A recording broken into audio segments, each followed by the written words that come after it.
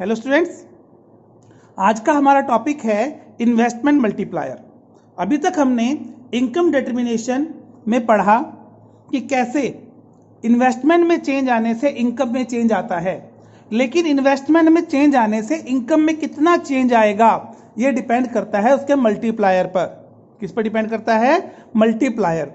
Multiplier हमें बताता है कि अगर इन्वेस्टमेंट में हम चेंज करते हैं तो इनकम में कितना चेंज आएगा। ये कोई जरूरी नहीं है कि इन्वेस्टमेंट में 100 रुपये का चेंज आ रहा है तो इनकम भी 100 रुपये से इंक्रीज होगी या उसमें 100 रुपये का चेंज आएगा, ऐसा बिल्कुल नहीं है। तो स्टूडेंट्स, ये डिपेंड करता है मल्टीप्लायर पर, पूरी तरीके से मल्टीप्लायर पर डिपेंड करता है। तो मल्टीप्लायर क्या है? इन्वेस्टमेंट मल्टीप्लायर, जैसा कि मैंने यहाँ लिखा है, ratio of change in income to the initial change in investment. Investment में चेंज आने से इनकम में कितना चेंज आएगा, इसी के रेशियो को क्या कहा जाता है? Investment multiplier. ठीक है, तो इन्वेस्टमेंट मल्टीप्लायर क्या है? Ratio between change in income due to change in investment. तो अभी इसका फॉर्मूला जो मैंने लिखा है यहाँ पर, के, मल्टीप्लायर का साइन है के। क्या लिखा है? Change in income, delta means change, Y means income, I means investment. कि इन्वेस्टमेंट में चेंज आने से इनकम में कितना चेंज आएगा, इसी के मेजरमेंट को क्या कहा जाएगा? इन्वेस्टमेंट मल्टीप्लायर, जिसे हम किससे डिनोट करते हैं? के से। ठीक है, यानी कि हम ये भी लिख सकते हैं इसके अंदर, के मल्टीप्लाई डेल्टा आई, ये डिवाइड में यहां मल्टीप्लाई में हो गया, इक्वल टू किसके है? Delta income. Change in investment multiplier equal to change in income. समझ आ गया? सपोज कि मल्टीप्लायर हमारे पास 2 है, मल्टीप्लायर कितना है? 2, और इन्वेस्टमेंट में हमने 100 का चेंज किया, 100 करोड़ का। ठीक है, तो इनकम में कितना चेंज आएगा? हमारा जो हमारी इनकम है वो कितनी चेंज हो जाएगी? 200। अब ये प्लस माइनस कुछ भी हो सकता है, मींस अगर इन्वेस्टमेंट इंक्रीज हो रही है तो इनकम इंक्रीज होगी, इन्वेस्टमेंट डिक्रीज हो रही है तो इनकम भी क्या होगी? डिक्रीज होगी। इसे कहा जाता है फॉरवर्ड या बैकवर्ड एक्शन। इसके बारे में भी हम पढ़ेंगे। समझ आ गया ये? ठीक है, अब जो मल्टीप्लायर है, अब हमने क्या देखा कि जो इनकम में चेंज आता है वो पूरी तरीके से किसके ऊपर डिपेंड करता है? इन्वेस्टमेंट और मल्टीप्लायर के ऊपर। किसके ऊपर डिपेंड करेगा? इन्वेस्टमेंट और मल्टीप्लायर के ऊपर। लेकिन जो मल्टीप्लायर है वो किस पर डिपेंड करता है? वो डिपेंड करता है एमपीसी पर। कैसे डिपेंड करतेगा? देखेंगे, मैं एक फॉर्मूला देखते हैं कैसे बनेगा। हमने अभी लिखा के equal to delta Y by delta I. ठीक है, यानी कि मैं इसका लिख सकता हूं delta Y delta I minus delta C. ठीक है, अब सोचोगे सी कहां से आ गया? देखिए यहां से, अभी तक हमने क्या पढ़ा? ये जो हमारे पास एग्रीगेट सप्लाई इनकम होती है, जो हमारी इनकम होती है उसका कुछ पार्ट हम कंज्यूम कर लेते हैं, कुछ सेव कर लेते हैं। हमने कुछ पार्ट क्या किया?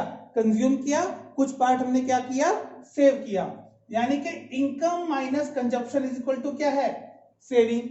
और हम ये भी पढ़ के आए हैं कि जितना हमने सेव किया वो सारा का सारा क्या कर दिया? इन्वेस्ट कर दिया।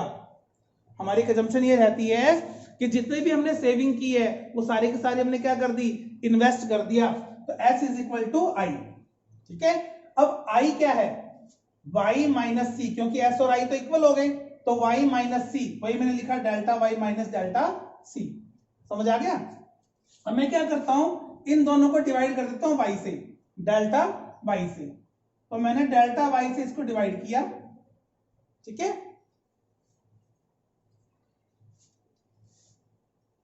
डेल्टा Y से डिवाइड किया। नीचे भी मैंने क्या किया? Delta Y minus delta C by delta Y। इसको भी डेल्टा Y से डिवाइड किया और उस पूरी इक्वेशन को भी डेल्टा Y से डिवाइड किया। तो मेरे पास क्या बचा? डेल्टा Y 1, डेल्टा Y से डेल्टा Y गया 1। और change in C, change in income किसके इक्वल होता है? एमपीसी के इक्वल होता है। किसके इक्वल होता है? एमपीसी। पढ़ा था हमने, मार्जिनल प्रोपेंसिटी टू कंज्यूम किसके इक्वल है? Change in consumption due to change in income, यानी कि delta C by delta Y. वहां से हमने क्या पढ़ा? एमपीसी। तो यानी कि हमारे पास एक फॉर्मूला और राइज होता है के का, कि K जो है वो हमारे पास किसके इक्वल है, डेल्टा वाई डेल्टा आई या 1 माइनस एमपीसी, 1 माइनस एमपीसी। और जो 1 माइनस एमपीसी है हम ये पढ़कर आए हैं कि MPC plus MPS always equal to 1, यानी कि 1 माइनस एमपीसी इक्वल टू किसके होगा, एमपीएस के। तो ये 1 माइनस एमपीसी किसके इक्वल है, एमपीएस के। समझ आ गया। तो हम ये कह सकते हैं कि इसके तीन फॉर्मूले हमारे पास रहेंगे, delta Y delta I, 1 minus MPC और 1 बाय एमपीएस। लग गया पता। तो ये क्या है, हमारे पास मल्टीप्लायर है, इन्वेस्टमेंट मल्टीप्लायर। अब हम पढ़ते हैं कि रिलेशन क्या है एमपीसी का और मल्टीप्लायर का, एमपीसी का और मल्टीप्लायर का, उसको हम सोल्व भी करेंगे। तो प्रोफेसर कुरिहारा क्या कहते हैं, प्रोफेसर कुरिहारा कहते हैं there is a direct relation between MPC and multiplier, direct relation between MPC and multiplier, higher the MPC greater the multiplier. लोग जितना अपनी कंजप्शन की प्रोपेंसिटी को इंक्रीज करेंगे उतना ही मल्टीप्लायर ज्यादा होगा और इनकम में चेंज भी उतना ही ज्यादा रहेगा। समझ आ गया। एमपीसी क्या बताती है कि इनकम में चेंज होने से कंजप्शन में कितना चेंज आ रहा है, जितना वो ज्यादा होगा एमपीसी उतना ही ज्यादा होगा, है ना। और जितना ज्यादा एमपीसी होगा उतना ही क्या ज्यादा होगा, मल्टीप्लायर ज्यादा होगा। और मल्टीप्लायर जितना ज्यादा है इनकम में चेंज भी उतना ही ज्यादा होगा। समझ आ गया। इसका एक एग्जांपल हम लेके चलते हैं। सपोज कि एमपीसी की वैल्यू क्या रहती है, 0 से 1 के बीच में हमेशा, ठीक है। सपोज कि हमारे पास एमपीसी 0.2 है, 0.2 का मतलब 20% जो इनकम इंक्रीज हुई है हमारी उसको हमने कंज्यूम कर लिया। 100% जो जितना इनकम इंक्रीज हुआ था उसका 20% हमने कंज्यूम कर लिया, तो हमारे पास एमपीसी कितना आया, 0.2, ठीक है।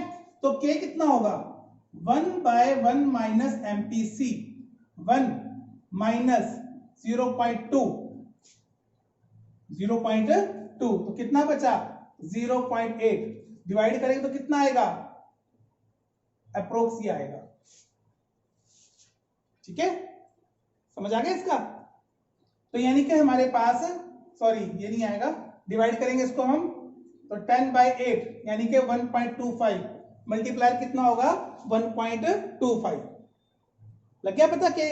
अगर हम एमपीसी को और इंक्रीज कर देते हैं, सपोज के 0.5 लिया हमने एमपीसी, तो मल्टीप्लायर कितना होगा, 1 माइनस एमपीसी, 1 0.5 यानी कि 0.5, 1 माइनस 0.5, 0.5 हो गया 2, ठीक है। तो के कितना होगा हमारा, 2 होगा। सपोज हमारे पास एमपीसी हम लेते हैं 0.9, कितना लेते हैं, 0.9, तो 1 माइनस एमपीसी 0.9, 0.1 डिवाइड किया कितना आ गया, 10, ठीक है। मल्टीप्लायर कितना होगा, 10 होगा। समझ आ गया। तो जितना ज्यादा हमारे पास एमपीसी रहेगा, देखो एमपीसी हमारे पास 0.2 था तो मल्टीप्लायर की वैल्यू क्या थी, 1.25, एमपीसी कितना हुआ 0.5 तो मल्टीप्लायर कितना हुआ 2, एमपीसी कितना है 0.9 तो मल्टीप्लायर कितना है 10 है। और सपोज कि एमपीसी 1 है, एमपीसी कितना है 1 तो मल्टीप्लायर कितना होगा 1 माइनस एमपीसी यानी कि 1, 1 माइनस 0 यानी कि इनफाइनाइट, कितना होगा इनफाइनाइट। समझ आ गया। तो greater the MPC higher the value of multiplier. तो क्या पता। तो मल्टीप्लायर हमें क्या बताता है, मल्टीप्लायर ये बताता है कि इनकम में इंक्रीज होने से, सॉरी इन्वेस्टमेंट के इंक्रीज या डिक्रीज होने से इनकम में कितना इंक्रीज या डिक्रीज होगा, ठीक है। मल्टीप्लायर हमें क्या बताता है कि इन्वेस्टमेंट में चेंज आने से मल्टीप्लायर इनकम में कितना चेंज आएगा, ये कौन बताता है, ये हमें बताता है इन्वेस्टमेंट मल्टीप्लायर। लग गया पता। प्रोफेसर सैमुअल्सन की बात करें तो प्रोफेसर सैमुअल्सन मल्टीप्लायर को 2S ब्लेड बोलते हैं, दो धारी तलवार, यानी कि ये हमारे फेवर में भी काम करती है और हमारे अगेंस्ट भी काम करती है, ठीक है। प्रोफेसर सैमुअल्सन क्या बोलते हैं इसको, 2S ब्लेड।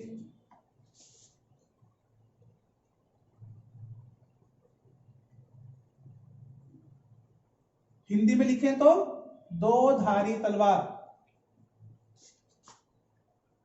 ये हमारे फेवर में भी काम करती है और हमारे अगेंस्ट भी काम करती है। ठीक है, हमारे फेवर में अगर काम करती है उसे हम बोलते हैं फॉरवर्ड एक्शन। क्या बोलते हैं? Forward action of multiplier. और अगर हमारे अगेंस्ट काम करती है उसे हम बोलते हैं बैकवर्ड एक्शन ऑफ मल्टीप्लायर। ठीक है, फॉरवर्ड एक्शन कैसे काम करती है? हम एक एग्जांपल लेके चलते हैं कि हमारे पास जो मल्टीप्लायर है वो 3 है। मल्टीप्लायर कितना है? 3। और जो चेंज इन इन्वेस्टमेंट है, चेंज इन इन्वेस्टमेंट कितना है?